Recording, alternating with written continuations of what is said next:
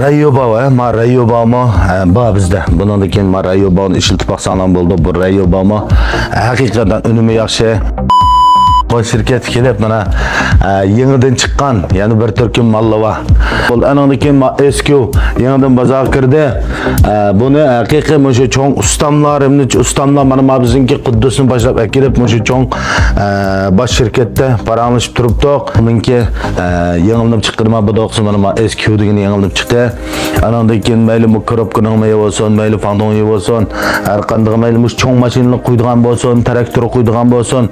Ma Abdul tarix uzun Abdul. Hem de bu Abdul Bekçik. Biz kandaktorlik atanısının tayini yok Abdul ne?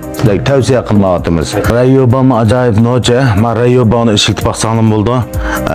Müşkitim mal buyurtqa vaqtda Rayoba'dan işiltip hakiki önüm bolsa, önüm bakken dep baksanım buldu. Ma hakikaten faydası bolğan, hakikaten işiltip önümünü kögeçke sizlarga tavsiye qılatımız.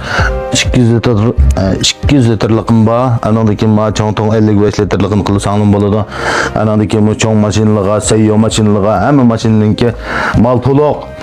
Anandaki buni ishkilanmasdan ishiltib hamkorlashadigan do'stlar ishkilanmasdan hamkorlashsanglar tamamen bo'ladi. Mana hamda eski yandaydig'imiz shuncha qilgan shu yangidan chiqqani eskininki bozorga kirdi. Shu Abdulni bir ishiltib boqay deganlar. Bevosita aloqalashsanglar bo'ldi men bilan. 18 5 9 41 72 bilan aloqalashsanglar bo'ldi.